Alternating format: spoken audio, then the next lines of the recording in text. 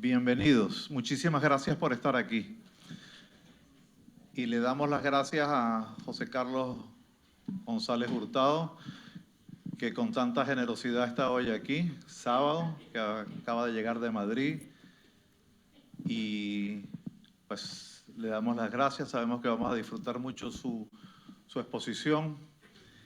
Y nuevamente, si alguno tiene móvil, no sé si alguno usa móvil, por favor, póngalo en silencio o lo apaga.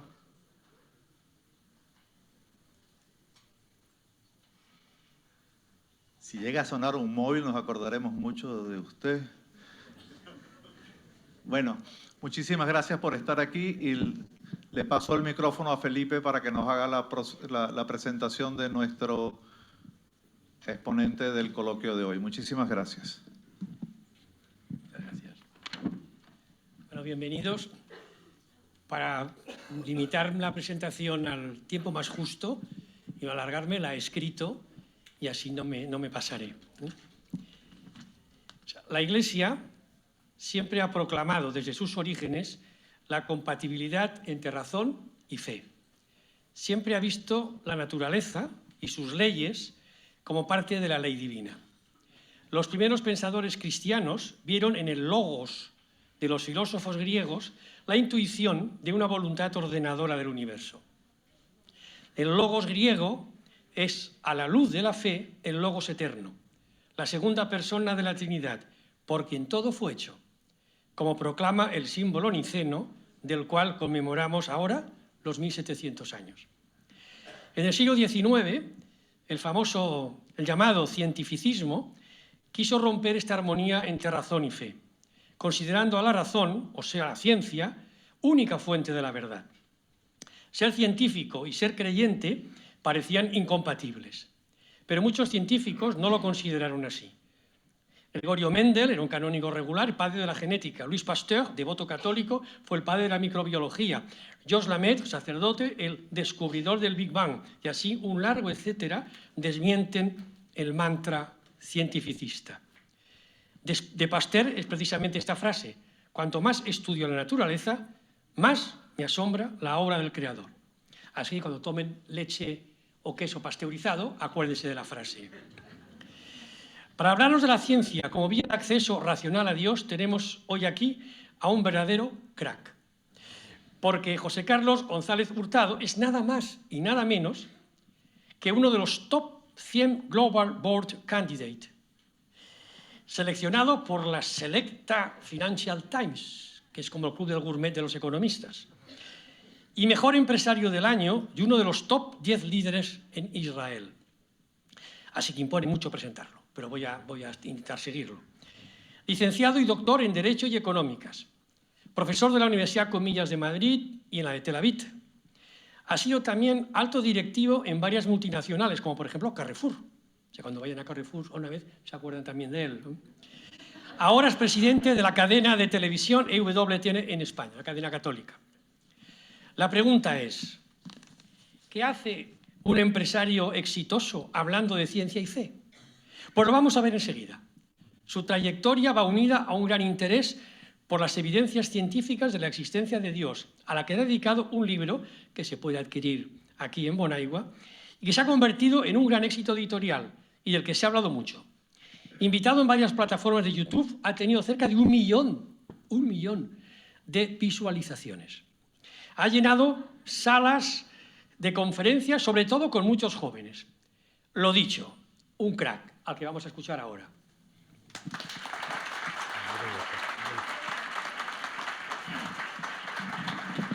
Muchísimas gracias. Muchísimas gracias.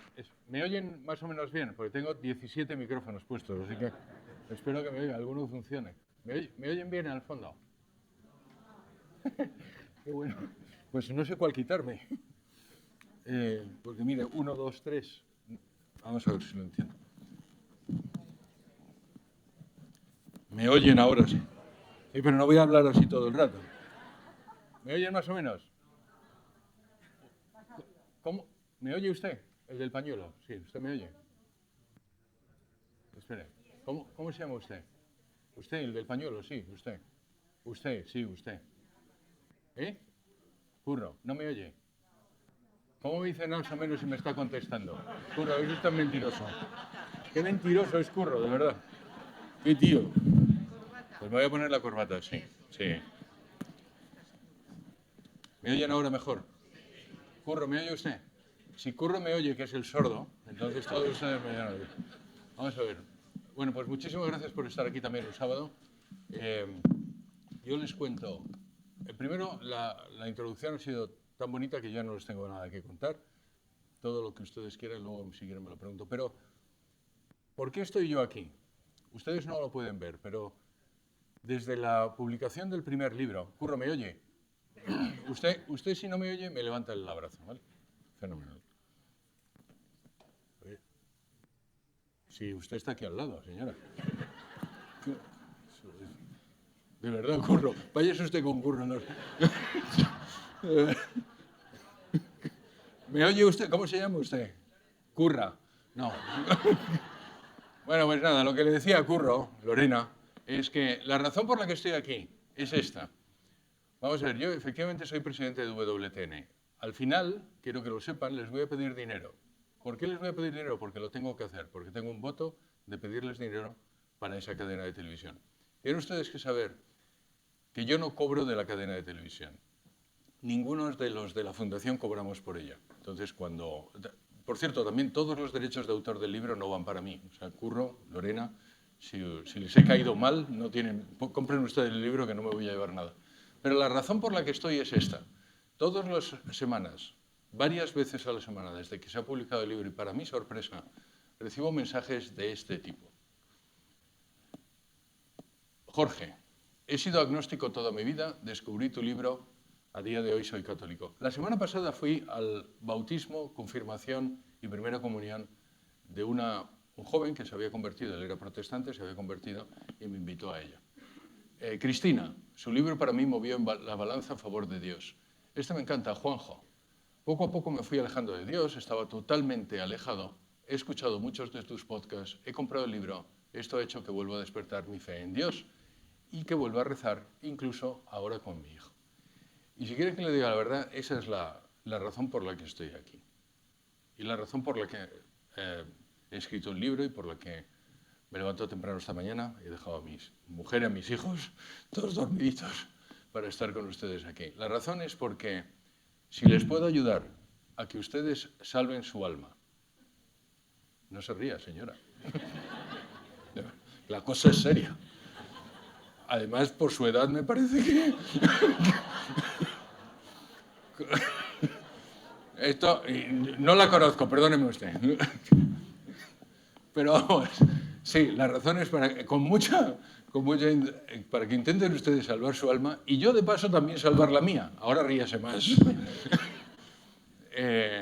Y esa es la razón. Como decía San José María, cada vez estoy más convencido de que los que son felices en el cielo son aquellos que han sido saber felices en la tierra. Entonces, su obligación es ser felices aquí y con ellos ser felices allí. Entonces, si yo les puedo ayudar en eso, pues probablemente a mí también me harán feliz. ¿Qué es lo que vamos a ver? Yo me voy a pasear. Lo que vamos a ver, les voy a dar 3 consideraciones previas. Les voy a hacer un tráiler del primer libro. Les tengo que hablar de WTN, tal como les he dicho, y al final contestaré las preguntas. Si las preguntas son difíciles, las responde Francisco, las responde... ¿cómo se llama el que me había presentado? Felipe. Si las preguntas son fáciles, las respondo yo. Pues yo soy muy bueno respondiendo preguntas fáciles. A ver si esto funciona. Vamos a ver, les cuento el resumen. Si son ustedes católicos, este es el resumen ejecutivo de su fe.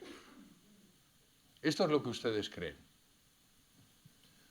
Creen que Dios existe, creen que Jesucristo es Dios y creen que la Iglesia Católica es la verdadera. Es la que fundó Jesucristo. Eso es lo que recitan en el credo todos los domingos, espero, y algunas otras veces también espero, es esto. De lo que vamos a hablar aquí, Javi, es solo de lo primero.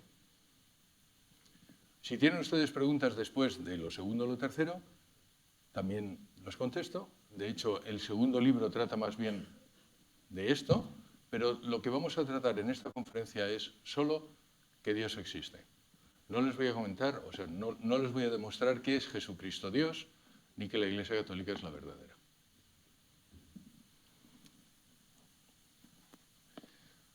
¿Por qué es importante? A ver, ¿quiénes de ustedes son millennials? Si ustedes no saben si son millennials, usted no es millennial. Es una cosa que pasa siempre. A ver, los millennials, todos aquellos que tienen entre 25 y 40 y... Francisco. A ver, señora, levante usted la mano. Levante usted la mano, por favor, levante usted la mano. ¿Cómo se llama usted? No, ¿cómo que no? ¿Cómo se llama usted? María Antonia, levante la mano. ¿Quiénes son millennials? Muy bien, María Antonia. Ahí está. Los que tienen entre 25 y 42 años. Bueno, pues miren, el 82% de los millennials que abandona la práctica religiosa no lo hace porque le caiga mal el sacerdote, porque no esté de acuerdo con un dogma o porque no crea en la Virgen María. Lo hace porque piensan que Dios y ciencia están enfrentados. La principal razón por la que sus hijos, María Antonia, o, bueno, en su caso sus nietos, María Antonia, quizás sus bisnietos, María Antonia, es broma, María Antonia, abandonan la práctica religiosa es porque piensan que Dios y ciencia están enfrentados. ¿Saben por qué? Porque a nadie, Sergi, le gusta parecer friki. Y les han hecho creer que creer en Jesucristo es de tontos. Entonces, cuando llegan, no sé si les lo han dicho, pero me lo han dicho en ocasiones, tú crees en Mickey Mouse o en el ratoncito Pérez. Y eso es destructivo para la fe. Y como quieren acoplarse y quieren acomodarse con todo el mundo, entonces pierden la fe. Y lo pierden porque piensan que no es racional creer en Dios. Y el 63% lo hace porque dice, si tú quieres que yo crea, entonces dame pruebas. Lo digo porque si ustedes tienen fe y no necesitan pruebas, sigan ustedes creyendo. No pierden ustedes la fe por ninguna razón. Porque es lo que les va a hacer felices. Pero lo cierto es que los jóvenes sí piden razones para tener fe. Y la buena noticia es que las hay. Lo razonable es creer. Lo que no es razonable es ser ateo.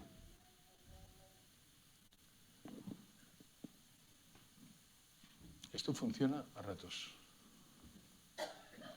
Otra razón, porque rompe mitos el libro. Vamos a ver, ¿quién piensa que cuanto más ciencia, menos Dios? ¿Quién piensa que cuanto más ciencia, más Dios? ¿Quién no piensa? Pues la mayoría de ustedes no han levantado la mano. Vamos a intentarlo otra vez. ¿Quién piensa que la mayor parte de los científicos son ateos? ¿Quién piensa que la mayor parte de los científicos son teístas? Todavía la mayoría son los que no piensan. Me voy a fijar, usted, señora de rojo, usted no ha levantado la mano. No la levanta, que no. ¿Cómo se llama usted? Inma. A ver, le he dado la tercera oportunidad a Inma. ¿Quién piensa que solo gracias a la fe se puede creer en Dios? Inma no ha levantado, ahora ha levantado la mano. Muy bien. ¿Quién piensa lo contrario? Bueno, ya se han... Bueno, pues todo es mentira. Todo es mentira. ¿Cuanto más ciencia, menos Dios? No, cuanto más ciencia, más Dios. Es, como ha dicho Francisco, creo que ha dicho al principio, una frase de Pasteur, un poco de ciencia te aleja de Dios, un mucho de ciencia te acerca a Dios. ¿La mayor parte de los científicos son ateos? No, si alguno ha visto algún podcast, pues lo habrá repetido, pero no es un dato mío. Es un dato de un señor israelí que se llama Baruch Abba Shalev, que ha estudiado lo que creen todos los premios Nobel de los últimos 100 años, de todas las ramas de los premios Nobel. De hecho, tiene 2 ediciones y está actualizada. El 97% de los premios Nobel de física de los últimos 100 años son teístas o religiosos. ¿Cómo te llamas? José Daniel. Ayúdame, José Daniel. ¿Qué es ser ateo? Creer que Dios no existe. Es importante porque el ateísmo es una religión, es una fe. Yo creo que Dios no existe. No es no creo en Dios, es creo que Dios no existe. Hago una afirmación que Dios no existe. ¿Qué es agnóstico? No sé si Dios existe. Deísta. Dios existe, pero no tiene nada que hacer conmigo. Creó el mundo y se fue. Teísta. Dios es personal. Existe y es personal. ¿Qué quiere decir esto? Que puedo tener una relación con Él. Y religioso es además practico una religión. ¿De acuerdo? Muy bien. Pues el 97% son teístas o religiosos. El 95% de los premios Nobel de Química, teístas o religiosos. El 93% de los premios Nobel de Fisiología y Medicina de los últimos 100 años, teístas o religiosos. Menos del 5% de los premios Nobel de Ciencias son agnósticos o ateos. Lo digo para que cuando alguno de sus... todos tenemos un cuñado o un primo ateo. ¿A que sí? Vamos a llamarle... ¿Hay algún Mariano en la sala? Vamos a llamarle Mariano.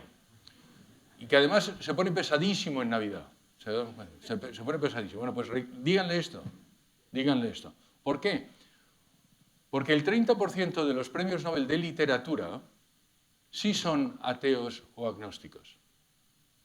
Por eso suelo decir que ser ateo es de letras. ¿Quiénes de ustedes son de letras? Atea, atea, atea, atea. María Antonia, ¿usted de qué es?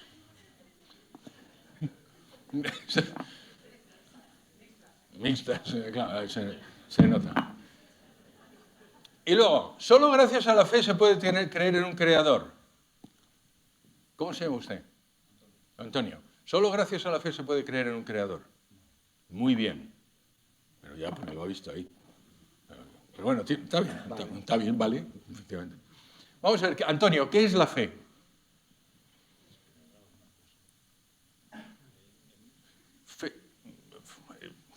¿Qué se necesita para tener fe? Esto es importante que lo sepan. ¿Qué se necesita para tener fe? Se necesita pensar la voluntad y la gracia de Dios. De hecho, dice Santo Tomás que la fe es una moción del entendimiento bajo el imperio de la voluntad y asistida por la gracia. Con lo cual, para tener fe, ustedes tienen que primero pensar, luego querer y luego que Dios quiera. Yo sostengo que Dios siempre querrá para todas las personas que tengan recto entendimiento y recta voluntad. Pero la verdad de Dios existe no es una verdad de fe. Dios existe es una verdad a la que se accede naturalmente gracias a la inteligencia. Se puede llegar por la fe, pero se puede llegar sin la fe. Todos ustedes tienen amigos que creen que Dios existe y no practican una religión, ¿verdad? Aristóteles creía que existía un solo Dios y no era un hombre religioso. De hecho, dice, exactamente como han dicho en la introducción, el Catecismo de la Iglesia Católica, si ustedes son católicos, en el número 36 dice: la Santa Madre Iglesia enseña que se puede llegar al conocimiento cierto de la existencia de un creador mediante la inteligencia y la observación de la naturaleza. Antonio, ¿qué es la inteligencia aplicada a la observación de la naturaleza? La ciencia. Las ciencias naturales. Eso lo dice el Vaticano I y lo dice el Catecismo de la Iglesia Católica en el número 36, con lo cual, para todos, y además me he encontrado algunos científicos católicos que se resisten a decir, no, pues no, mire, usted puede llegar absolutamente con certeza a la existencia de Dios simplemente pensando. No es una verdad de fe, con lo cual no se necesita solo la fe para llegar a un creador. El primer trago del vaso de las ciencias naturales te convertirá en ateo, pero al fondo del vaso está Dios esperándote. Eso lo dice Werner Heisenberg. Werner Heisenberg es probablemente el físico más importante de toda la historia, más que Albert Einstein, a mi juicio. La razón por la que ustedes probablemente sepan menos de Heisenberg que de Einstein es porque él tuvo la mala fortuna de trabajar para los nazis durante la Segunda Guerra Mundial en contra de su voluntad, pero es uno de los padres de la física cuántica y un hombre profundamente religioso. Carlos, ¿puede usted leer la segunda frase? ¿Lo puede usted leer más alto? Pienso que solo un idiota puede ser ateo. Que hasta Curro lo oiga, por favor. Pienso que solo un idiota puede ser ateo. Que conste que lo ha dicho Carlos, no lo he dicho yo. Y lo dice Christian Amundsen. Christian Amundsen es premio Nobel de Química y él se convirtió al judaísmo. Pienso que solo un idiota puede ser ateo. Hay un señor que se llama Millikan, que es premio Nobel de Física, que lo dice de una forma más elegante, que dice: yo no conozco a ninguna persona inteligente que no crea en Dios. Pero queda mejor, todo hay que decirlo. A medida que aprendemos sobre nuestro mundo, la probabilidad de que este sea el resultado de un proceso aleatorio deviene cada vez más remota, de tal forma que hoy son muy raros los científicos ateos que tienen una actitud atea. Esto lo dice el señor Compton, que él es premio Nobel de Física. Él también se convirtió y se hizo además pastor protestante. Es uno de los padres también de la física cuántica. Les voy a contar el trailer. Vamos a ver, voy a necesitar ayuda. Raúl, ¿hay solo dos alternativas? Quiero que todos piensen con Raúl porque Raúl lo necesita. ¿El universo es eterno o el universo tuvo un principio? No, la pregunta, ¿hay solo dos alternativas o hay alguna otra alternativa? Quiero que piensen, ¿hay alguna otra alternativa? Vamos a ver, yo le voy a ayudar. Si es así, es no. Si es así, es sí. No, no hay ninguna otra alternativa. Bien, no hay ninguna otra alternativa. Quiero que lo recuerden. O el universo es eterno o el universo tuvo un principio. No hay ninguna otra alternativa. ¿Verdad? ¿Verdad? Esta es la difícil. Steven, ¿existimos por azar o existimos deliberadamente? ¿Hay alguna otra alternativa? La gente no entiende la pregunta. Esto es una cosa... Si hay alguna otra alternativa, Steven. No, señora, le estoy preguntando a Steven. No, muy bien. No hay ninguna otra alternativa. Quiero que lo vean. No hay ninguna otra alternativa. O bien ustedes están aquí por azar o están ustedes deliberadamente. Quiero que lo piensen porque esta pregunta es la más importante de su existencia. O ustedes están en este mundo por casualidad, les ha tocado la lotería, o bien alguien ha querido. Y eso tiene implicaciones inmensas. Hay un señor que se llama Peter Singer, que es un filósofo ateo. Y él dice que usted, Sergi, y usted, su mujer, que no me acuerdo, Eva, están aquí por casualidad y que, por tanto, no tienen más que la dignidad de una rata con procesos mentales más evolucionados. Eso es lo que dice de usted, Carlos, y hasta de usted, Curro. Y tiene lógica, porque si ustedes están aquí por casualidad, simplemente han tenido un poquito más de suerte que una rata. Eso es llevar el pensamiento al final del pensamiento ateo. Y eso es la lógica, eso es lo que decía Kierkegaard. Hay que llevar el pensamiento al final del pensamiento. Y el final del pensamiento ateo es, ustedes si están aquí por casualidad, su dignidad es como la de una cucaracha, con procesos mentales más sofisticados. Ahora bien, si ustedes están aquí deliberadamente, si alguien ha querido, de pronto son ustedes hijos de Dios. Y es justo lo contrario. Su dignidad es algo que yo no puedo quitar porque yo soy mucho menor que aquel que se la otorgó. ¿Se dan cuenta? Y solo hay esas dos posibilidades. Y no quiero que elijan la que todos quieren solo porque nos conviene, sino lo que le voy a demostrar es que efectivamente es lo que ha pasado. ¿Por qué? ¿Cómo se llama usted? Xavi. ¿Dios no existe o Dios sí existe? No hay más... Muy bien, Xavi. Ay, fíjate que lo he puesto difícil para que piques tú. Ahí está muy bien. Muy bien. No hay más alternativas. O Dios existe o Dios no existe. No existen los fines de semana. No existe de 3 a 6. O Dios existe o Dios no existe. Y eso tiene consecuencias. Ahora bien, Xavi, si yo te demuestro que el universo tuvo un principio y que además estás aquí deliberadamente, ¿qué es lo que estoy demostrando? Que Dios existe. Quiero que lo piensen y verán que es necesariamente así. Si ustedes están aquí deliberadamente y el universo tuvo un principio, usted está aquí porque Dios existe. Bueno, pues el universo tuvo un principio. Esto no es más que una foto, si quieren, una composición hecha por el satélite WMAP, que volvió a la Tierra en el año 2010-2011, que vino a comprobar que el universo tiene 13.700 millones de años, que el universo tiene 10 elevado a 53 kilogramos de masa, que tiene 93.000 millones de años luz. Es decir, el universo tiene una extensión, un peso y un tiempo que sabemos. El universo no es eterno. Esto está demostrado experimentalmente por el satélite WMAP, por el satélite COBE norteamericano previamente y el satélite Relict 1 de la Unión Soviética previamente. Pero también, teóricamente, de hecho forma parte del modelo cosmológico estándar. Como todo en ciencia, es sujeto a revisión, pero está más probado que la teoría de la relatividad. Se ha intentado desacreditar tantas veces que está más probado probablemente que ninguna otra teoría en física. Esto de aquí es lo que se llama la singularidad. ¿Qué es que el universo tiene 13.700 millones de años? ¿Cómo se llama usted? Mark. Se lo voy a explicar. Significa que todo el tiempo, el espacio y la materia no existían aquí. Y esto que acabo de decir está mal dicho. ¿Por qué? Porque no había un aquí, porque no había espacio. Lo que quiere decir es que todo el tiempo, la materia y el espacio aparecieron en un momento y antes no había ni tiempo, ni espacio, ni materia. Con toda seguridad. No sabemos qué es lo que pasó durante la singularidad, porque es donde las leyes de la física fallan. Pero lo que sí sabemos es que hubo un momento, mal dicho, donde no había ni tiempo, ni espacio, ni materia. ¿Y por qué es lógico que todo aparezca al mismo tiempo, Marc?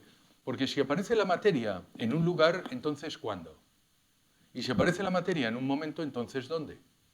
Con lo cual la materia, el tiempo y el espacio tuvieron que aparecer en el mismo momento. Ahora bien, si esto es el principio, ¿qué es lo que necesariamente necesitamos, Marc? Un principiador. De la nada, nada sale. Decía Parmenides, que por cierto era un filósofo ateo, claro, él creía que el universo era eterno, pero de la nada, nada sale. Eso es un principio de la lógica. Nada sale de la nada. Luego necesitamos algo, o alguien, de hecho al principio del libro, digamos, algo o alguien, que no sea ni material, ni espacial, ni temporal. Necesariamente, Marc. Algo o alguien que no sea ni espacial, ni temporal, ni material. Si no es material, es espiritual. Y no es, o sea que es espiritual y no es material, no es espacial y no es temporal. Y además tiene que ser enormemente inteligente. ¿Por qué? Porque esto, lo lógico es que hubiera terminado mal. Y sin embargo, aquí está Marc. Y hasta Curro. Y hasta María Antonia. Ha terminado bien. Lo lógico es que esto hubiera colapsado, por la ley de la gravedad hubiera colapsado, hubiera terminado en una cosa que se llama el Big Crunch. Y sin embargo aparece aquí una cosa que se llama la constante cosmológica que hace que el universo se expanda. Lo lógico es que las posibilidades de que ustedes y yo estemos aquí son un infinitésimo. Y sin embargo aquí estamos. Luego, ese que no es ni material, ni espacial, ni temporal, es además enormemente inteligente. Es lo que llamamos omnisciente. Y además es bueno. Cuida de su creación. ¿Por qué? Porque todo lo que podía haber ido mal no fue mal. ¿Se dan cuenta que empieza a parecerse mucho a Dios? Es espiritual, no es espacial, no es material, no es temporal, es bueno, es omnisciente. Eso es lo que llamamos Dios. Muchas veces cuando hablan ustedes con un ateo, ellos piensan en Dios en un hombre con la barba blanca, o Antonio, no se ría también como María Antonia, y piensan con vestido de una toga y... Eso es una representación que si les ayuda, fenomenal. Pero si les aleja de Dios, no lo piensen así. Piensen que es una superinteligencia personal. Una superinteligencia personal y bondadosa que ha hecho que ustedes estén aquí. No hay ninguna duda de que existe un paralelismo entre el Big Bang y la noción cristiana de creación desde la nada. George Smoot, Premio Nobel de Física del año 2006. Este señor era ateo. Este señor fue el director de uno de los proyectos de satélites que les he dicho, el COBE. Y se convirtió precisamente por esto, cuando se dio cuenta de que el universo necesariamente había tenido que tener un principio, necesariamente tiene que tener lo que Marc ha dicho, un principiador. Que existen lo que yo o cualquier otro llamaría fuerzas sobrenaturales en acción es ahora un hecho científico comprobado. Me encanta la frase porque fíjense, en la misma frase dice fuerzas sobrenaturales, hecho científico. En la misma frase. Es como romper un dogma que no se puede decir. Fuerzas sobrenaturales en acción es un hecho científico comprobado. Este señor, Robert Jastrow, es el padre del proyecto Apolo de la NASA. Él era ateo y también se convirtió. Este señor no se convirtió, este señor siempre fue cristiano, pero quizás el mejor argumento a favor de la tesis del Big Bang apoya el teísmo es la obvia ansiedad que provoca en científicos ateos. Y es verdad.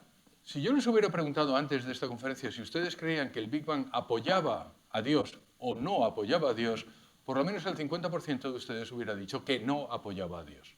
De hecho, los británicos, se ha hecho este estudio entre los británicos, el 65% de los británicos, también es verdad que los británicos son como son, pero bueno, Steven, lo siento, pero el 65% dicen que el Big Bang está en contra de la existencia de Dios, y es exactamente lo contrario. Yo he hecho esa misma pregunta en la Universidad de Madrid y el 50% de los universitarios dice que el Big Bang está en contra del teísmo, y es exactamente lo contrario. Fíjense, este señor tiene cara de cura. ¿Hay algún sacerdote en la sala? ¿Había antes un sacerdote? ¿No?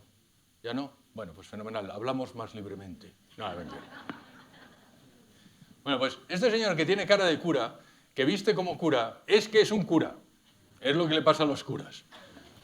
Y este señor es el primero que formuló la teoría del Big Bang. De hecho, él no estuvo ni nominado al premio Nobel y, sin embargo, es la persona que ha propuesto la teoría cosmológica probablemente más importante que ha existido. Este señor se llama Georges Lemaitre, un sacerdote católico belga que a principios del siglo XX, o la primera mitad del siglo XX, propuso la teoría del Big Bang. Es verdad que él no la llamó la teoría del Big Bang, él la llamó la teoría del huevo cósmico en el momento de la creación. De donde se deduce que los sacerdotes católicos no tienen ni idea de marketing. Porque a ver quién narices se va a acordar de esto. A ver, ¿quién tiene? Necesito a alguien que tenga buena voz. A ver, dígalo. No, definitivamente. No. Oh, sí, gracias, Xavi. Vamos a ver, cuando yo haga así, tú dices Fred Hoyle. A ver, vamos a intentarlo. Fred Hoyle. ¿Le ha oído, Curro? Mentiroso. Mentiroso. Más fuerte, Xavi. Vale. Muy bien, pues el caso es que el padre Lemaitre le estuvo haciendo la vida imposible un señor que se llamaba... No es más rápido, es más alto. No. Muy bien. Este señor creía en el universo en estado estacionario. Si lo piensan, solo hay dos posibilidades. O el universo en estado estacionario, es decir, que no tiene principio y no tiene final, o un universo que tiene un Big Bang. Apoyaba el universo en estado estacionario. Entonces él, en una emisión de la BBC, metiéndose con el padre Lemaitre, dijo, sí, este curilla lo que ha hecho es crear un Big Bang. Crear una idea. Y curiosamente nos acordamos del nombre de Big Bang gracias a que era exactamente el enemigo del padre Lemaitre. De hecho, le estuvo haciendo la puñeta hasta que el padre Lemaitre murió en 1966. El señor sí había estado nominado... Bajas el volumen según voy haciendo, ¿eh? No. Estuvo nominado varias veces al premio Nobel. Pero vamos a ver, Marc. Vamos a pensar. Un universo en estado estacionario, un universo eterno, para atrás, ¿es un problema para los cristianos? No. Es más difícil de ver, pero no. Podría existir una materia eterna con un Dios eterno. ¿Es un problema para los ateos? Ya da miedo, ¿eh? Lo entiendo. No, muy bien. Un universo eterno hacia atrás, si lo piensan, no es un problema para los ateos. ¿Por qué? Porque la materia ha existido siempre, yo no necesito a Dios. Hay otros problemas, pero este no. Ahora, un universo que ha tenido un principio, ¿es un problema para los cristianos? No. ¿Es un problema para los ateos? Sí. Por eso, recuerden, el Big Bang es una de las teorías que realmente apoya el teísmo. Porque si hubo un principio necesariamente tuvo que haber un principiador. Y eso es lo que no quería. Gracias. Pero fíjense lo que es la providencia. ¿Qué es la providencia, Marc? La providencia es que tú estés aquí hoy. ¿Pero tú crees o no? Entonces, ordinaria. Muy bien, pues fíjense lo que es la providencia. Estos dos señores se llaman Penzias y Wilson. Ellos son premios Nobel de Física del año 70 y algo, 75, 74. Ellos eran discípulos de... Ellos, por tanto, creían en el universo en estado estacionario. Ellos no creían que hubiera habido un principio, pero ellos descubren esto. Esto es la radiación cósmica de fondo. Para todos los que no somos millennials, ¿se acuerdan en la televisión cuando hacía... María Antonia, usted se acuerda, ¿verdad? ¿Se acuerdan de aquello? Claro que sí. Tú no te acuerdas, Xavi. Dice el tío, sí, no te acuerdas. Bueno, pues ese el 1% de ese es la radiación cósmica de fondo. ¿Qué es la radiación cósmica de fondo? Si ha habido una primera explosión, como si quieren la reverberación de aquella explosión. El eco que se ve en todas las direcciones del espacio de aquella explosión. Pero eso no debería existir si el universo es en estado estacionario. Y ellos lo descubren. Y dicen, esto no puede ser. Y van a hablar con otro señor que se llama Dicke. Y dice, oye, esto es lo que hemos descubierto. Y Dicke les dice, jo, me lo habéis pisado, porque estaba a punto de presentar un paper, un papel científico, donde apoyaba teóricamente el Big Bang. Y vosotros lo que habéis descubierto es la demostración experimental de que el Big Bang es verdad. El señor Dicke no gana el premio Nobel, lo ganan estos dos señores. Pero fíjate, Marc, qué bonito. ¿Dónde está la otra señora sorda? Aquí. ¿Cómo se llama usted? ¿Verdad?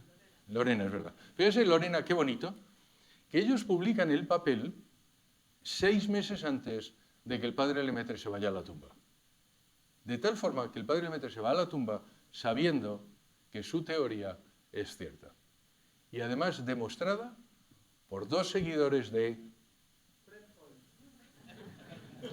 Me gusta que estás atento, de verdad. Vamos a ver, ¿qué es, Lorena, qué es un universo antrópico? ¿Quién se ha reído? No, ¿quién se ha reído? Levante la mano, no va a pasar nada. Usted, fenomenal. ¿Cómo se llama usted? Ana, ¿qué es un universo antrópico? Le he mentido, si va a pasar algo. No lo sé. Pues entonces pregunta a Lorena, que lo sabe. Lorena, ¿usted sabe? Pues mire, Ana, no tiene más que leer. Es un universo hecho para usted y para mí. Eso es un universo antrópico. Un universo antrópico es un universo que permite la vida del ser humano. Y esta es otra de las demostraciones, si quieren una muy potente, de que Dios existe. ¿Cómo pueden ustedes ver aquí, verdad, Ana? No. Esto es un chiste, Ana. Ahora es cuando usted se tiene que reír, jaja. Porque esto no hay quien lo entienda. Pero lo cierto es que en el libro hay como 200 constantes o leyes de la física que están afinadas de tal forma y además interconectadas que permiten que usted esté aquí. Y que además no tendrían que ser así. No hay ninguna razón para que eso sea así. Cuando Jastrow le pregunta a Turok, ¿por qué los electrones giran en esa órbita? La respuesta es, no lo sé. No hay ninguna razón. Pero gracias a eso, funciona. ¿Cuál es la velocidad de la luz? ¿Cómo se llama usted? Ricardo. ¿Cuál es la velocidad de la luz? Si no lo sabe, dígalo. No. Pues usted es de antes de la LOXE, ¿eh? Achis. 300.000 kilómetros por segundo en vacío. ¿Por qué, Ricardo? Exactamente. No hay ninguna razón. No hay ninguna razón. Todo es broma, por cierto. Si alguien se me ha ofendido, por favor, que no se me ofenda. Ana María Antonia, es todo broma. No hay ninguna razón. Pero lo cierto es que si no fuera esa la velocidad, Ricard, usted no estaría aquí, Antonio no estaría aquí, Marc no estaría aquí, Xavi no estaría aquí, Lorena no estaría aquí, y lo que es mucho peor, yo tampoco.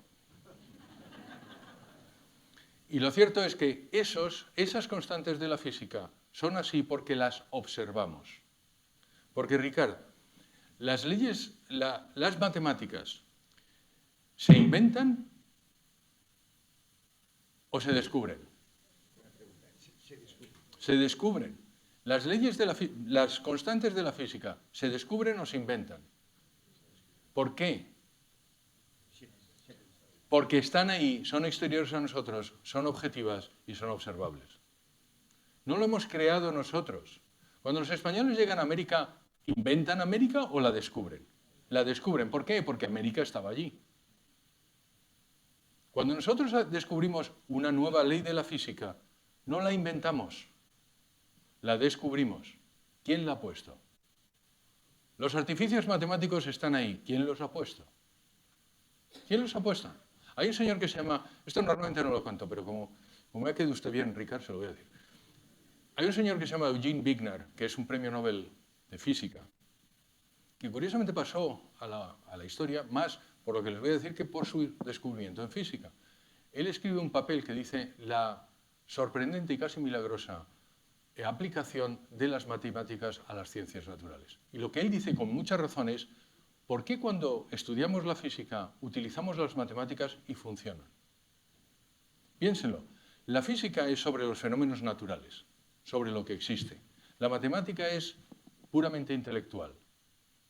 ¿Cómo es posible que algo puramente intelectual aplicado a los fenómenos naturales funcione? Y él dice, eso es un milagro. Y lo cierto es que lo es.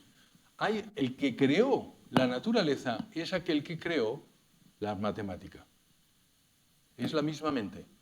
Y además nos ha dejado para que nosotros lo podamos descubrir.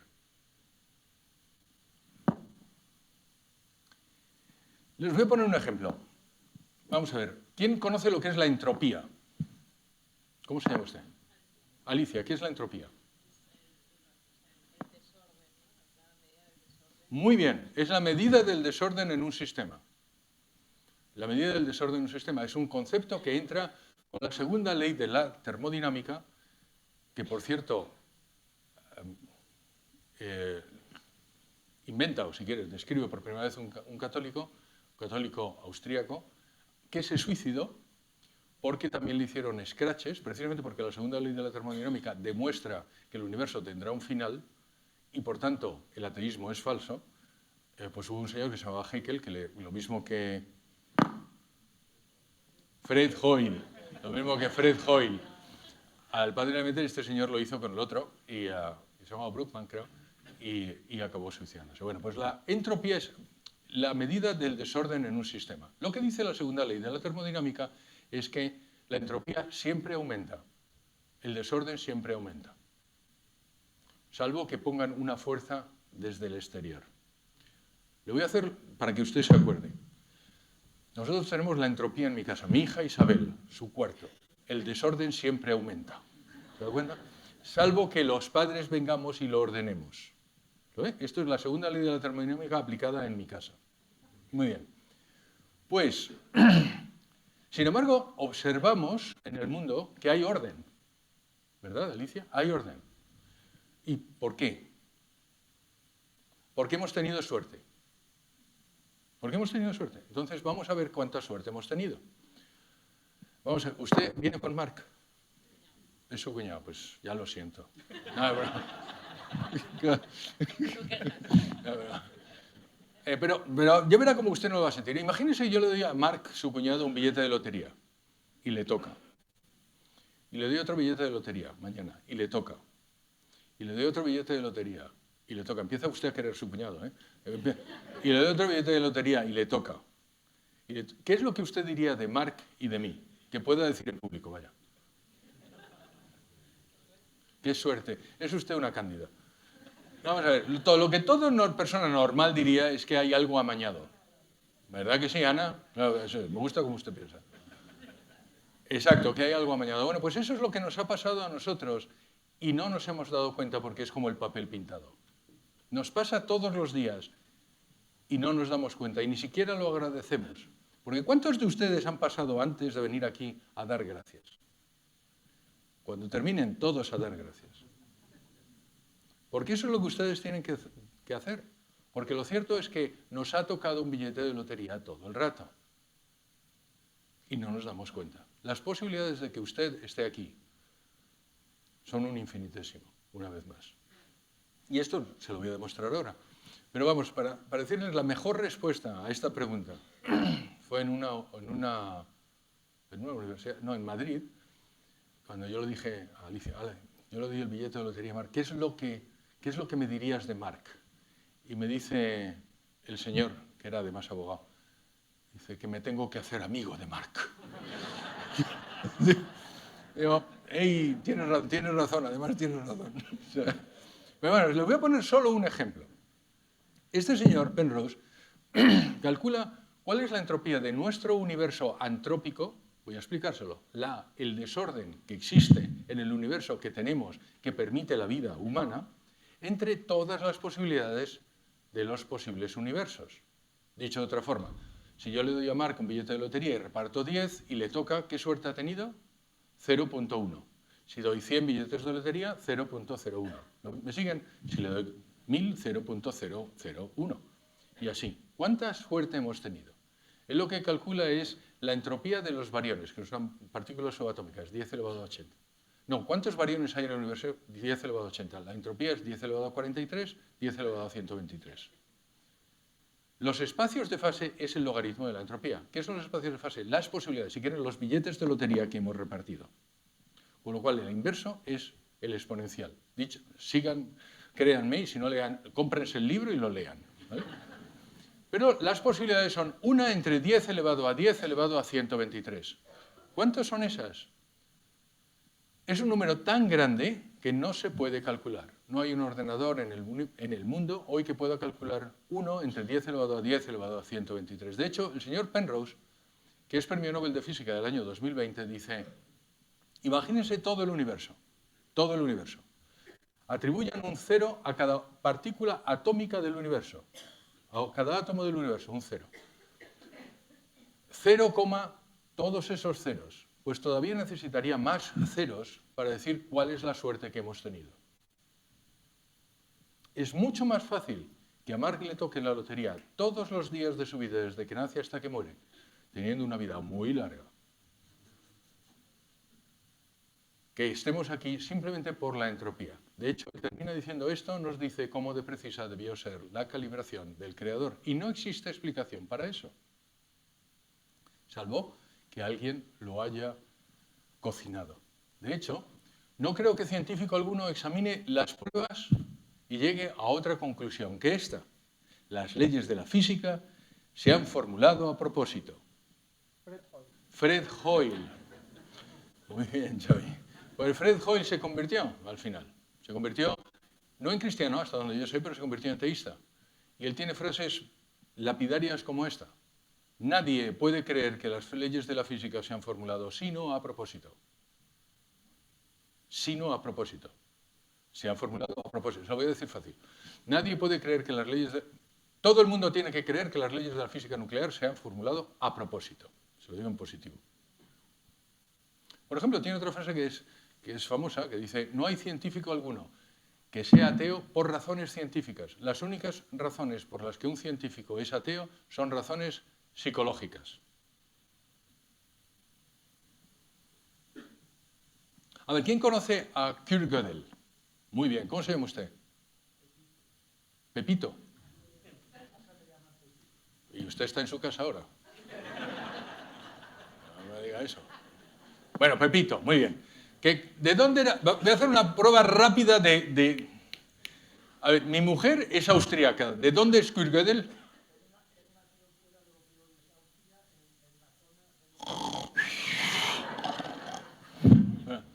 Pepito, mi mujer es austríaca. ¿De dónde es Kurt Gödel? Gracias, austríaco. Es que me he ido miedo.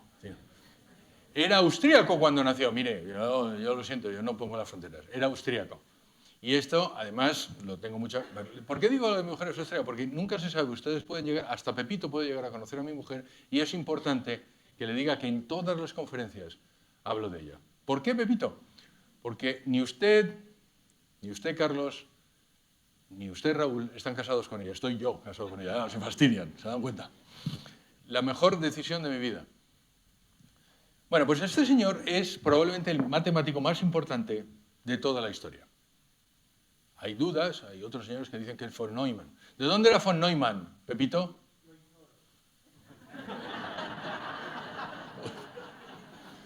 Recuérdeme, Pepito, que no le pregunte nada más. Bueno, pues era austríaco también, von Neumann, Pepito. Miren qué cosas. Y von Neumann, que era un tipo que a la edad de 5 años resolvía logaritmos, hablaba griego clásico, un verdadero portento, uno probablemente el hombre más, o uno de los hombres más inteligentes en cociente intelectual que haya existido, decía él de Kurt que Kurt Gödel era el lógico más importante después de Aristóteles. Que por cierto, von Neumann era originalmente judío y a la edad de 30 años se convirtió al catolicismo y convirtió a toda su familia al catolicismo. Y él murió pronto a la edad de 50 y tantos años. Bueno, pues aquí le ven al señor Gödel paseando con el señor Einstein. Bueno, pues el señor Gödel es famoso por varias cosas, pero una de ellas, que es muy complicada, es lo que se llaman los teoremas de incompletitud. Y le voy a necesitar que me ayuden. Vamos a ver. Lo que le hizo al señor Gödel llegar a la consideración de estos teoremas fue lo que se llama una paradoja que se llama la paradoja de Epiménides o del mentiroso. Carlos, fíjese. Esta frase es mentira. Si es mentira, es verdad. Y si es verdad, es mentira. ¿Tiene solución? No, esa paradoja no tiene solución. De hecho, en el libro menciono esto cuando se lo digo a mi hijo Diego, que tiene 12 años, estoy muy orgulloso porque me dice, papá, esto es lo que le pasa a Pinocho. Digo, ¿Pinocho? ¿Qué le pasaba a Pinocho? Como todos, señora, pero le pasaba algo más, que le crecía la nariz. Porque a los demás no les crece la nariz, eso sí, entonces le crece la nariz cuando dice mentiras. Entonces imagínense que Pinocho dice, me va a crecer la nariz. Si es verdad, no le debería crecer la nariz, pero si es mentira, le debería crecer la nariz, pero no debería crecer la nariz porque ha dicho una verdad. ¿Me sigue? Con lo cual, es la misma paradoja, no tiene solución. ¿Se dan cuenta? Es la misma paradoja, no le debería crecer la nariz, puesto que ha dicho una verdad, y sin embargo, si no le crece, ha mentido, y entonces sí se la debería crecer. Muy bien, la misma paradoja. Bueno, pues eso es lo que hace que el señor Gödel llegue al concepto de los teoremas de incompletitud. ¿Cómo me ha dicho que se llamaba? No me lo ha dicho. Cuca. Vamos a ver, Cuca. Y quiero que todos le ayuden, hasta Pepito.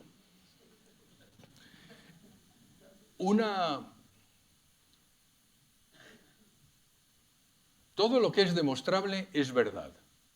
¿Es cierto o no? Todo lo que es demostrable es verdad. Para mí, si es para usted, será para todos. ¿Sí o no? Sí. Sí. Todo lo que es demostrable es verdad. De hecho, es casi una tautología. ¿Por qué? Porque demostrable significa que se ajusta a la realidad. Luego, lo que es demostrable es verdad. Todo lo que es verdad es demostrable. Ricard, no vale soplar. No, todo lo que es verdad es demostrable. Espera, si meto un poco de agua. Le he preguntado a...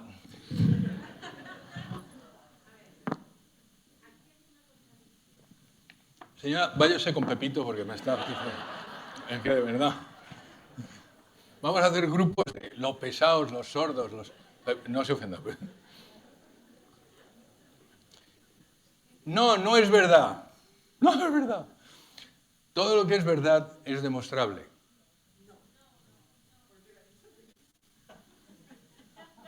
No, no es verdad. Sin embargo, hubo un tiempo en que se pensaba que sí. Hubo un tiempo en un señor que se llamaba Hilbert, que es un matemático, que decía que todas las verdades acabarán ser demostradas. Que el espíritu humano no tenía ningún impedimento para llegar a la demostración de todas las verdades. Y sin embargo, no es verdad. Y eso es lo que demuestra Gödel. Curiosamente, en Leipzig, en un congreso donde Hilbert está proponiendo, Hilbert es como el matemático más importante de su generación, un señor mayor, con muchísima reputación, y Gödel en aquel momento es un jovencito de 20 y tantos años y propone en el mismo congreso los teoremas de incompletitud que vienen a desmontar lo que Hilbert estaba diciendo. Y Hilbert, a pesar de en contra de sus deseos, tuvo que reconocerlo. Pero lo que viene a decir es precisamente eso, que hay verdades que no son demostrables, que son verdad, pero no son demostrables. Fíjese, lo que dice es, en todo sistema formal, llamémosle G, hay proposiciones y axiomas y verdades. Estas verdades, para su demostración, precisan de proposiciones y axiomas de un sistema formal mayor, llamémosle G', de tal forma que las verdades del G se demuestran con las proposiciones y axiomas del G y las del G'. ¿Me has seguido? No. Pero se lo voy a decir. La aritmética, lo que él dice es, en la aritmética hay verdades que necesitan para su demostración de proposiciones y axiomas de fuera de la aritmética, que son verdad, pero que necesitan de otras partes de la matemática. ¿Cuál es el problema? Cuca. Gracias. ¿Cuál es el problema? Que en el sistema formal G' pasa lo mismo. ¿Se dan cuenta? Hay proposiciones y axiomas, hay verdades que necesitan de otras proposiciones y axiomas de un sistema formal mayor. Llamémosle G2'. ¿Me siguen? El problema es que el G2' tiene lo mismo. ¿Así hasta cuándo, Cuca? Hasta Dios. Exactamente lo que Gödel dice es hasta una realidad espiritual. Y luego dice, el materialismo es necesariamente falso. Lo que él demuestra desde la matemática es que para la completitud y la consistencia y la decidibilidad de la aritmética, por tanto de la matemática y por tanto de la ciencia, se necesita a Dios. ¿Perdone usted? Las preguntas al final, Cuca. ¿Verdad? Recuérdeme que tampoco le pregunte a usted nada más. Eso es lo que demuestra. Lo que demuestra desde el punto de vista matemático es que también se necesita la existencia de Dios para la consistencia de la ciencia. Se lo voy a decir de una forma para que se acuerden, es verdad. A ver, ¿quiénes de ustedes han leído el Quijote? O una parte del Quijote. No les voy a preguntar, no se preocupen, no se preocupen. ¿Saben quién es el Quijote? Usted levante la mano, por favor, levante la mano en algún momento. ¿Sí, usted? Gracias. ¿Sabe quién es el Quijote? Ah, bueno, pues eso es. Bueno, pues en el Quijote, si se acuerdan, al señor Sancho Panza hay unos nobles que le intentan hacer una broma. ¿Se acuerdan? Bueno, sí se acuerdan. En el capítulo 51 del Quijote, al señor Sancho Panza le nombran gobernador de una isla. ¿Se acuerdan? Muy bien, exacto, Barataria. Y entonces, como gobernador de la isla, le dicen, para ponerle a prueba, le dicen, vamos a ver, señor gobernador, hemos construido un puente y al final del puente hay una horca. Y en esa horca ahorcamos a todos aquellos que cruzando el puente digan una mentira. Y dejamos salir a todos aquellos que digan una verdad. Bien, pero tenemos un problema. Ha habido una persona que ha cruzado el puente y le hemos preguntado, ¿a qué viene? Dice, a que me ahorquen. Claro, si no le ahorcamos, ha mentido y por tanto le tenemos que ahorcar. Pero si no le ahorcamos, ¿se dan cuenta que es el mismo problema que al principio? Es la misma paradoja. No tiene solución, ¿verdad? Sí, esto es lo que hace Sancho Panza. Dice, mi señor Don Quijote me dijo que donde la justicia no alcanzare, aplique la misericordia. Por tanto, que le dejen ir, porque siempre será mejor que una persona culpable salga libre que ajusticiemos a un inocente. ¿Se dan cuenta de lo que ha hecho? Ha dicho, en el sistema formal de la justicia no existe solución. Aplico el sistema formal mayor de la misericordia y tengo una solución a esa paradoja. Esto es lo que le digo yo a mi mujer austríaca, que antes que Gödel estaba Cervantes. ¿Se dan cuenta? Estas son las discusiones que tenemos en casa. Vamos a ir terminando. Les he dicho que en el libro hay las evidencias desde la matemática, desde la física, desde la cosmología y desde la biología. Aquí tienen una molécula de ADN. Seguro que la han visto, es lo que se llama la escalera de caracol, que tiene unos peldaños y, si quieren, los pasamanos de la escalera de caracol no son más que fosfatos y azúcares. Lo importante, la información, está en los peldaños de esa escalera de caracol, que es lo que se llaman pares de bases, porque son dos bases nitrogenadas juntas. Hay 4 bases nitrogenadas, la ACGT, para todos los que sepan algo de biología, la adenina, citosina, guanina y timina. Pero el problema es que para que pasen la información tienen que estar acopladas de una forma precisa. Y si no, no funciona. Y si no, no funciona. Muy bien, ustedes tienen 1.375.000 pares de bases. ¿Cuáles son las posibilidades de que aleatoriamente eso se haya conformado de forma casual? Pues se puede calcular. Es una posibilidad entre 4 bases nitrogenadas elevado a 1.375.000. Es decir, una vez más, a Marc le ha tocado la lotería y su cuñada está tan contenta. Una vez más nos ha tocado la lotería en el ADN. Pero fíjense que esto es así, que el proyecto Genoma Humano, que es el que mapea el ADN humano, empieza en el año 1990. El director del proyecto Genoma Humano, que es probablemente el biólogo más importante de nuestra generación, es un señor que se llama Francis Collins. Él es ateo. El proyecto Genoma Humano termina en el año 2004. A mediados del proyecto Genoma Humano, el señor Francis Collins se convierte en teísta. Al final del proyecto Genoma Humano, se bautiza. Y ahora forma parte del Consejo Asesor Científico del Papa. ¿Qué es lo que ha pasado? Pues él lo escribe en un libro que se llama El lenguaje de Dios. Lo que ha pasado es que lo que ha descubierto es un lenguaje. Y él dice, el ADN, el ACGT, es un lenguaje digital. Pero detrás de cada lenguaje necesariamente hay una inteligencia. Piénsenlo, detrás de cada lenguaje necesariamente hay una inteligencia. Hay una inteligencia que nos ha creado. Y por eso llega a la conclusión de que necesariamente, en contra de lo que él hubiera querido o lo que él creía, necesariamente hay un Dios. Y luego se convierte en cristiano.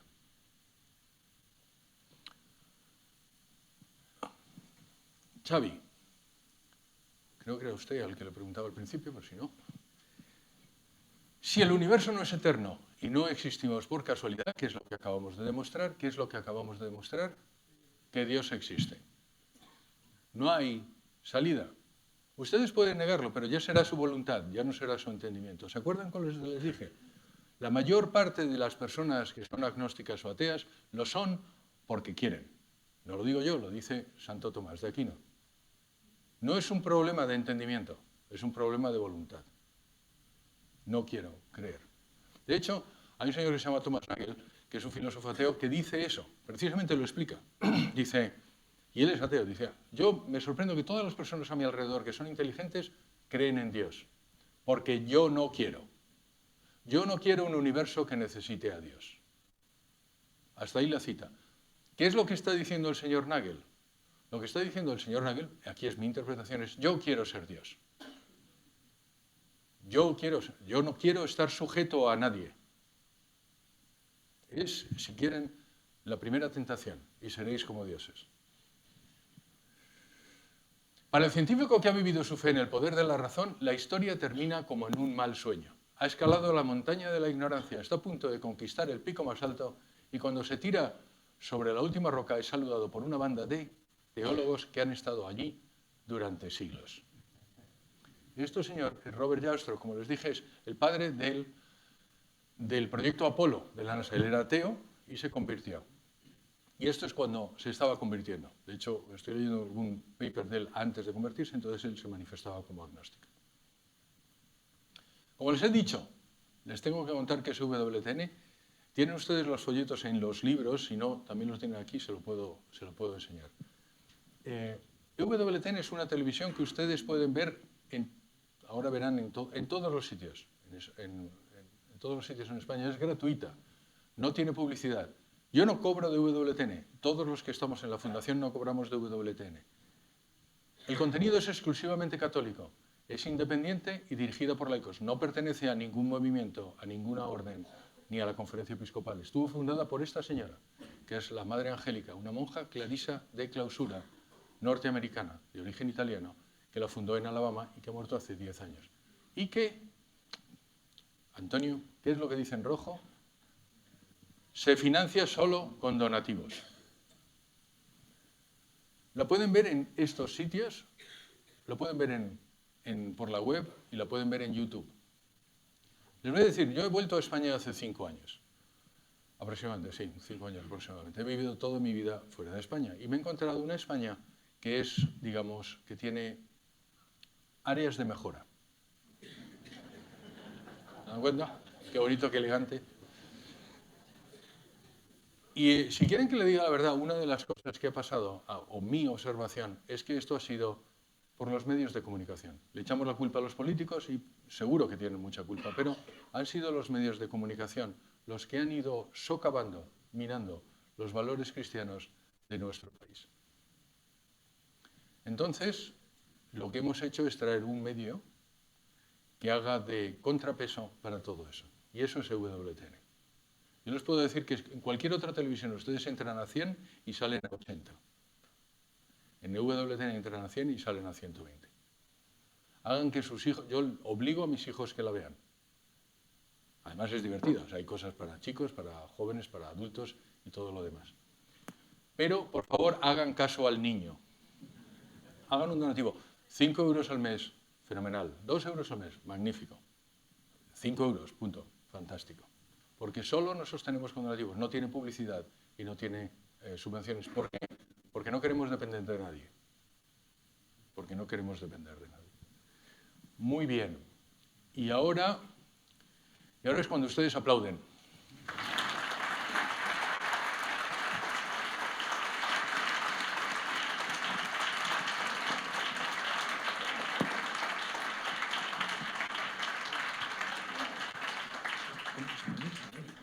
¿Preguntas?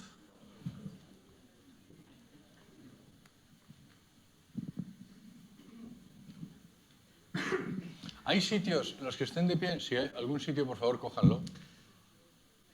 Sí. ¿Qué tal, José Carlos? Muchas gracias. Tengo dos preguntas. Una es un comentario, a ver cómo lo podíamos bajar a tu charla, y luego un anticipo.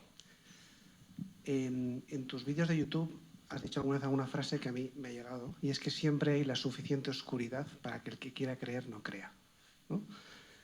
Todo esto cómo se come, ¿no? Porque vamos avanzando con la ciencia y cada vez queda menos espacio para el ateo. Esa es una. Y luego la otra, a ver si nos podías anticipar algún descubrimiento que crees que puede ser clave en los próximos meses, años, con todos los descubrimientos que está habiendo ahora, sobre todo física cuántica, inteligencia artificial, que creas tú que llevaría a actualizar tu libro.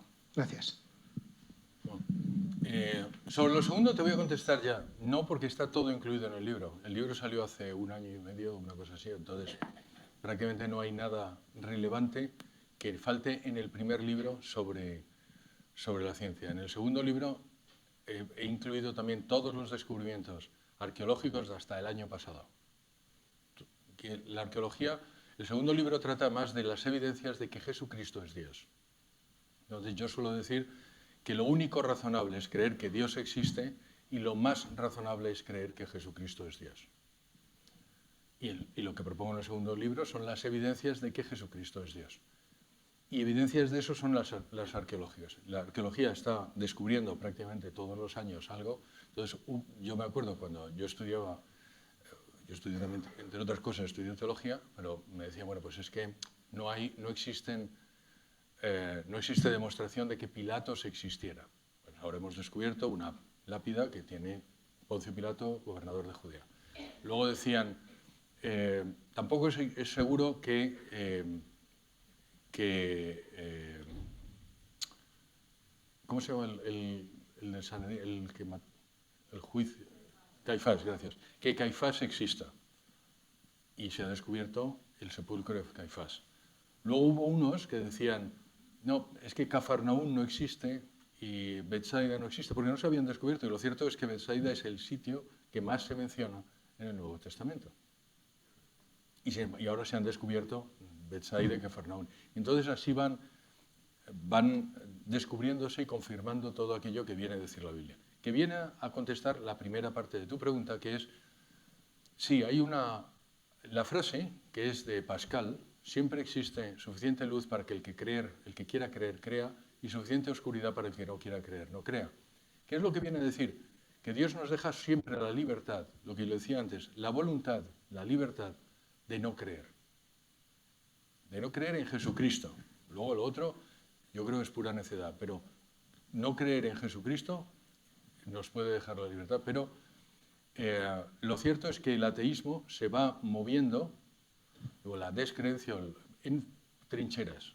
Entonces, mueves una trinchera, pasa a la siguiente trinchera, pasa a la siguiente trinchera. Entonces, en el segundo libro, por ejemplo, La primera parte está pensada así, porque si lo piensan, cuando se trata de Jesucristo, la primera parte es una reducción al absurdo. ¿Cuáles son las posibilidades de Jesucristo? La primera, que Jesucristo no existiera. Esa es la primera trinchera. Una vez que desmontas y dices, no, Jesucristo tiene más posibilidades de existir que Julio César o que Alejandro Magno, hay más evidencias de la existencia del personaje de Jesucristo, y no solo por los cristianos, sino por las fuentes no cristianas y hostiles al cristianismo, el siguiente paso es, ya bueno, pues entonces es una manipulación. Cuando desmontas eso y te dices, no, hay más evidencias, más, simplemente para que lo sepan, de los anales de Tácito, por lo que prácticamente sabemos todo del Imperio Romano, ahí quedan 2 manuscritos.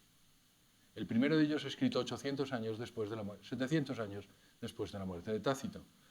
De Jesucristo, de los evangelios, hay 25.000. Es decir, no tenemos falta de fuentes, tenemos una sobreabundancia de fuentes. No es que nos falten fichas en el puzzle, es que tenemos muchas fichas para cada trocito del puzzle. Y cuando desmontas eso te dicen, no, pues entonces era un mentiroso. Y cuando desmontas eso, pues entonces estaba loco. Entonces, el ateísmo se mueve, lo que yo llamo el ateísmo de las fisuras, o si quieren, de las trincheras, el escepticismo de las trincheras. Vas moviendo al escepticismo de trinchera en trinchera, cada vez les queda menos espacio, pero siempre hay una fisura por la que el escéptico puede seguir siéndolo. Otra pregunta. Sí. Hola. ¿Cómo se llama usted? Amadeo. Buenos días. Me ha encantado la sesión que ha hecho usted, pero más que una pregunta sería un poner de relieve. Es decir, es cierto que el Big Bang de alguna forma prueba la existencia de un creador y por tanto, de alguna manera, estaría en contradicción con la fenomenología del panteísmo, me parece a mí. Me gustaría que simplemente que puntualizara un poco esto, ¿no? Porque ahora tenemos esa tendencia, ¿no?, del New Age, etcétera, ¿no?, con el panteísmo y todos los fenómenos que vienen de las religiones orientales. Y entonces, claro, para mí es absurdo, pero vale la pena también puntualizar que efectivamente el Big Bang es propio de un ser creador, ¿no? Vamos a ver, no solo el Big Bang, sino toda la ciencia lo que viene a demostrar es que existe un Dios personal. Un Dios personal. ¿Qué significa personal, Amadeo?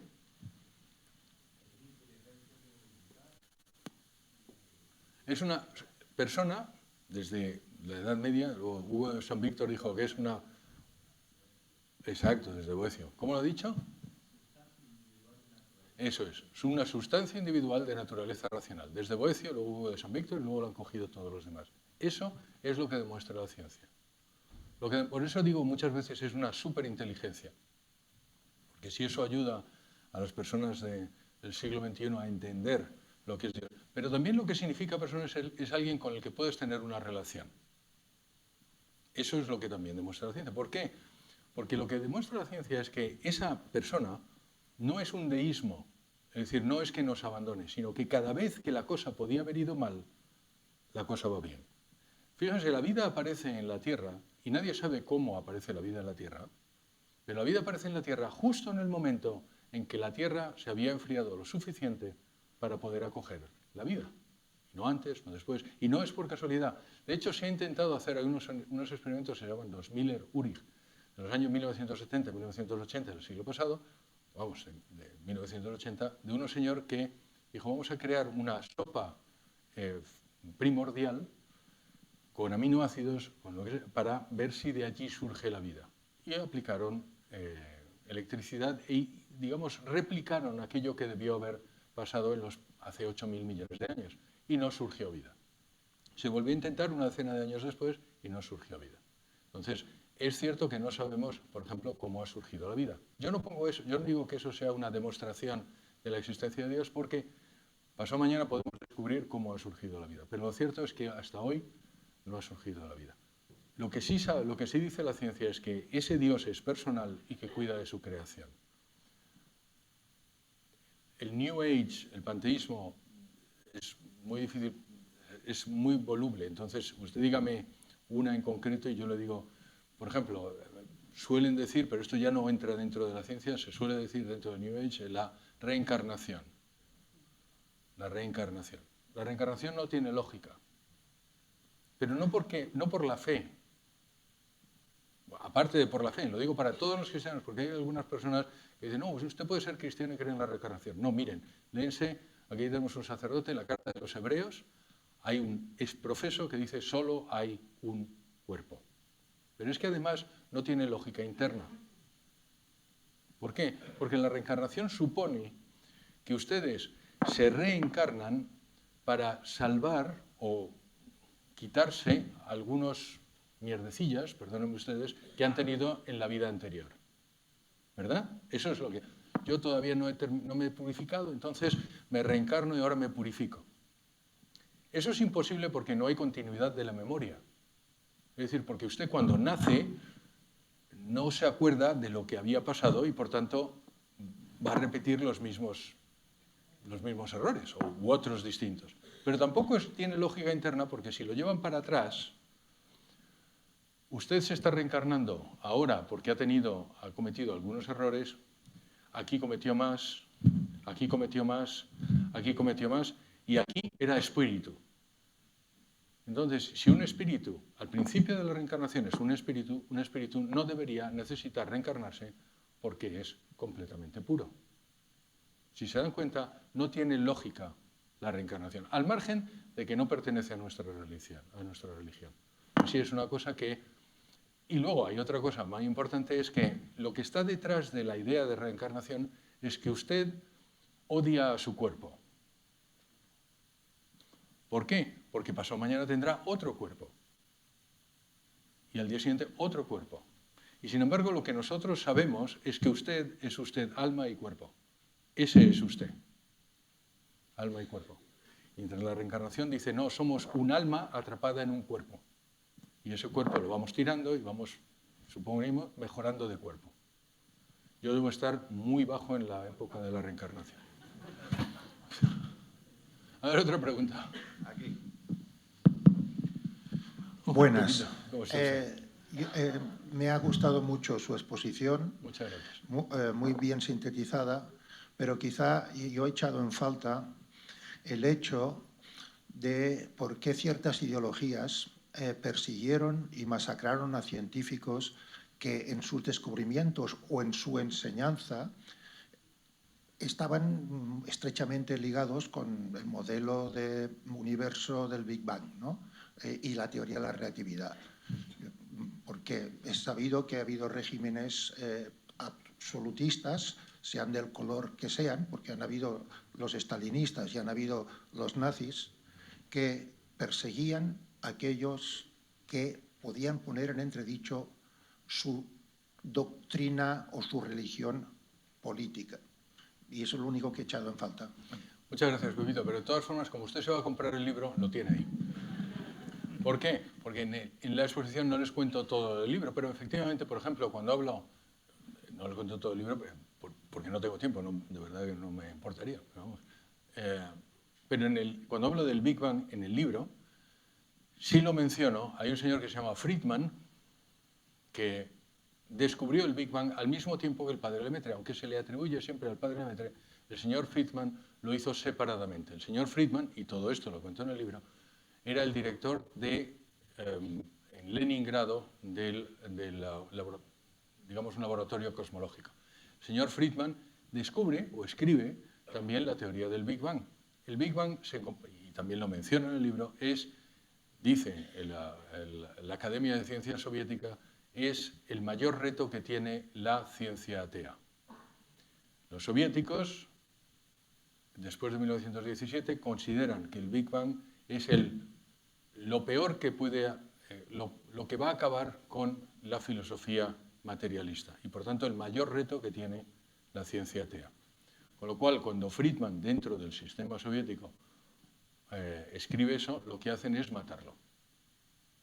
De hecho, en su viaje de bodas, a él y a su mujer le envenenan, que es algo muy... Yo he vivido en la antigua Unión Soviética y es algo que allí se estila más que en estos lados. Entonces, efectivamente, los envenenan a ellos dos y matan a todo el laboratorio. Se escapa uno, que se llama Gamow, se escapa a Estados Unidos y es uno de los que apoya a Penzias y Wilson y a Dicke, que les he contado. El Gamow es el único que se escapa del laboratorio de Leningrado, se escapa a Estados Unidos y sigue apoyando naturalmente el Big Bang. Pero sí está en el libro. Vamos con la última pregunta. Hola, ¿Cómo se llama usted? Montse. Montse. Es una pregunta muy sencilla, no es nada erudita como mis otros antecesores. Perdón. A ver, es muy práctica. Yo me dedico a la psicología, ¿eh?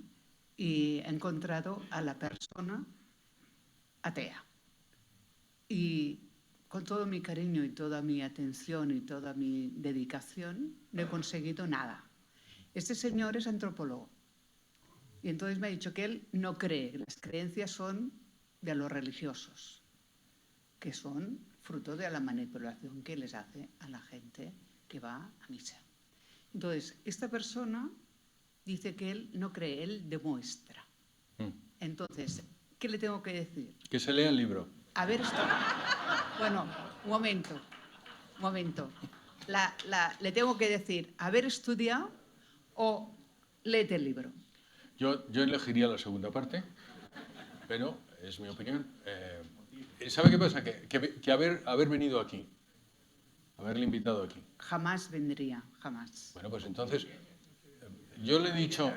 Es una pregunta sencilla, pero muy difícil de No, pero contestar. lo entiendo. Mire, le voy a dar una observación, y esto además se lo cuento, puesto que usted es psicóloga, se lo cuento. Una observación que tengo es que la gente se convierte, o sea, deja el ateísmo por varios motivos. Alguno de ellos intelectual. Es decir, oye, yo no sabía esto, ahora lo sé, y cambio. Esto pasa más en gente más joven que en gente mayor. Le cuento una experiencia. Yo vine aquí a las Ramblas hace un año y medio o algo así, y me pusieron este reto. Tienes que convencer a la gente en 5 minutos de que Dios existe. Entonces, había un periodista, salía por las Ramblas, le preguntaba, ¿usted cree en Dios? Sí, no, tal, pum. Y entonces aparecía yo y en 5 minutos le tenía que dar argumentos para que se convirtieran. Hay 6 de esos vídeos, creo que los subieron a internet, Tecton. 6 de esos vídeos, 3 con personas mayores y 3 con jóvenes. Vamos a definir jóvenes, menor que millennial y mayor que millennial. Los de las personas mayores, una señora al final creía, con lo cual no había problema, y los otros 2 no creyeron, no convenció a ninguno. De hecho, uno señor me empezó a gritar porque iba con su mujer, además luego lo entendí, ella iba con su mujer, su señor era mayor que yo. Usted imagínese que va usted con su mujer, yo he sido un matacuras toda mi vida y ahora me va a convencer este idiota delante de Pepi que no. Entonces, pues no, ¿usted conoce el universo entrópico? Por supuesto. ¿Usted sabe lo que es la entropía? Ya lo creo. En fin, todo fantástico. Y luego hay 3 jóvenes. Lo mismo, uno creía y los 2 que no creían estaban acompañados de otros que sí creían. De hecho, una de ellas vino a alguna charla que yo he dado después aquí en Barcelona. En 5 minutos cambian de no creo que Dios exista a entonces sí, Dios existe. En 5 minutos.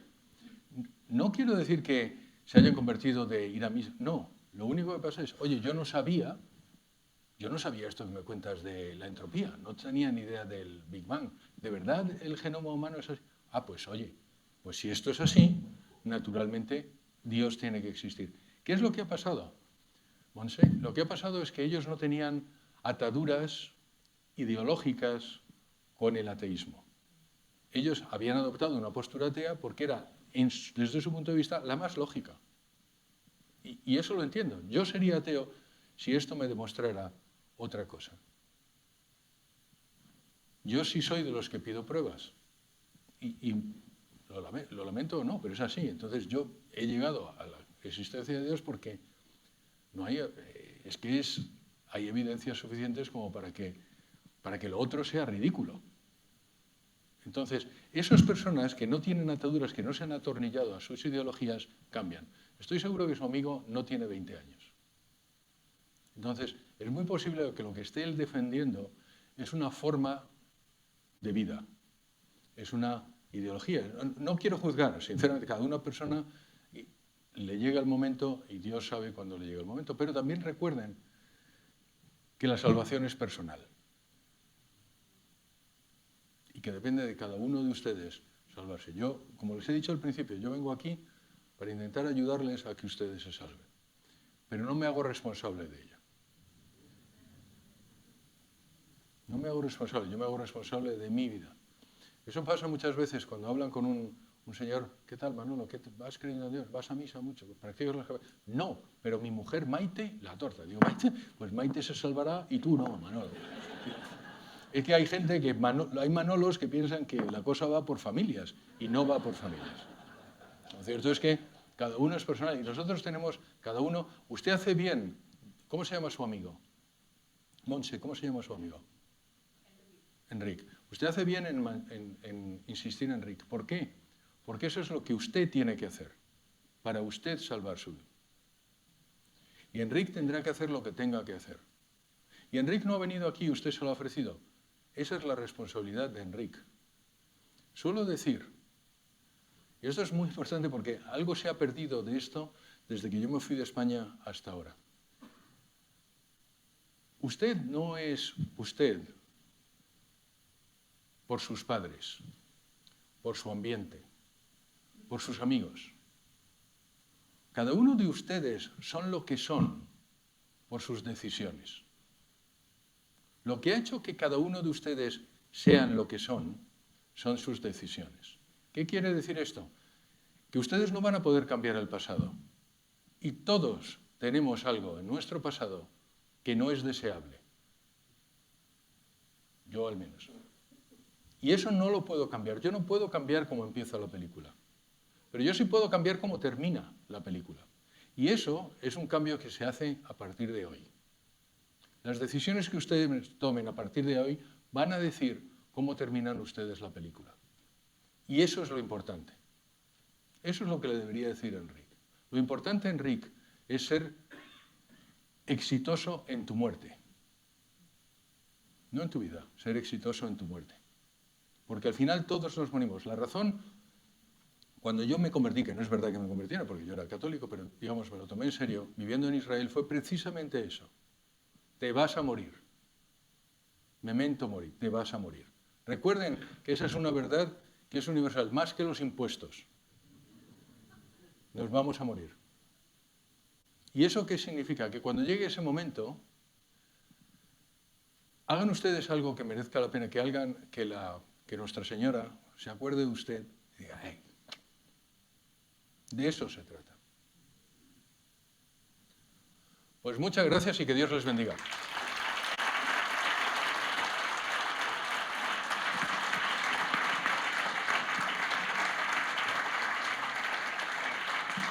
José Carlos, yo es que suelo clausurar la sesión. Muchísimas gracias por la exposición.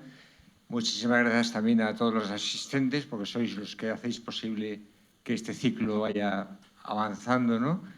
Yo podría hacerle una pregunta aquí a José Carlos, porque ha estado preguntando a todo el mundo. Ahora yo le pregunto, ¿qué tiene que ver el marketing con la evangelización?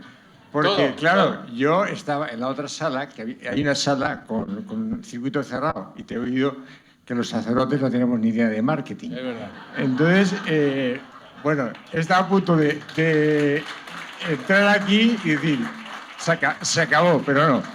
Entonces, a ver qué tiene que ver el marketing, y en cualquier caso, yo creo que esa sesión ha sido muy evangelizadora y yo pues agradezco todo el contenido. Javier Pablos. Todo el contenido de esta sesión, porque efectivamente, como has dicho, tienen esa finalidad de la salvación. Luego ya, con eso acabo, y luego ya me contestas esto si quieres. Os hemos dado unas octavillas a la entrada, a algunos.